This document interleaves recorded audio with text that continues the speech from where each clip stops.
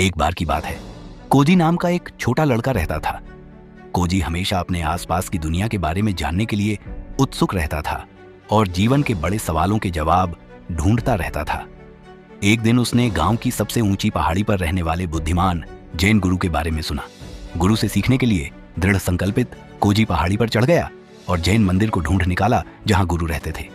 उत्सुक आंखों और आशा भरे दिल के साथ कोजी गुरु के पास गया और पूछा, गुरु, मैं जैन कैसे पा सकता हूं?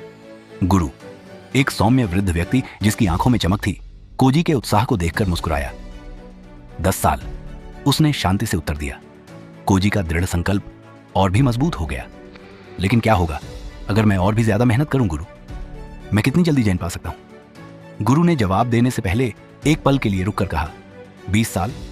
उलझन में लेकिन अडिग कोजी ने जिद की, गुरु, अगर मैं खुद को पूरी तरह से अभ्यास के लिए समर्पित कर दूं तो क्या होगा?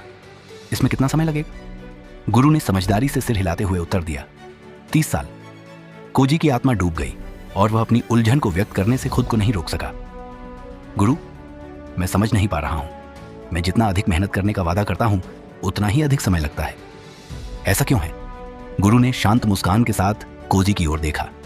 जब आपकी एक आंख लक्ष्य पर टिकी होती है तो आपकी एक आंख आपके मार्ग पर होती है, उन्होंने धीरे से समझाया। कोजी ने गुरु के शब्दों पर एक पल के लिए विचार किया, उनमें छिपी हुई बुद्धि को महसूस किया। वह समझ गया कि केवल अंतिम परिणाम पर ध्यान केंद्रित करने से उसे सच्ची समझ नहीं मिलेगी।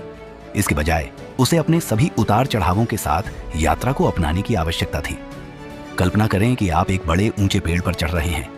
आपका लक्ष्य वहां पर इंतजार कर रहे पके रसीले फल को लेने के लिए शीर्ष पर पहुंचना है।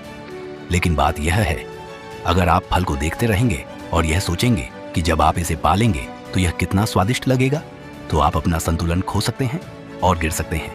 इसके बजाय चढ़ते समय अपने हर कदम पर ध्यान दें। ध्यान दें कि आप अपने हाथ और पैर कहाँ रखते हैं।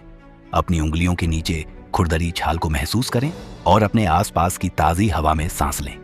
चढ़ने की प्रक्रिया का आनंद लें, यह जानते हुए कि हर कदम के साथ आप अपने लक्ष्य के करीब पहुंच रहे हैं। जीवन में यह उस पेड़ पर चढ़ने जैसा है। अगर आप अंत में मिलने वाले इनाम पर बहुत ज्यादा ध्यान केंद्रित करते हैं तो आप यात्रा से ही चूक सकते हैं। इसलिए चाहे आप कुछ नया सीख रहे हों, कोई कौशल सीख रहे हों या किसी लक्ष्य की ओर काम कर रहे हों, याद रखें कि आप रास्ते में किए गए प्रयासों पर ध्यान दें, प्रक्रिया का आनंद लें, उससे सीखें और अपने हर कदम का जश्न मनाएं, क्योंकि कभी कभी असली इनाम प्रयास में ही निहित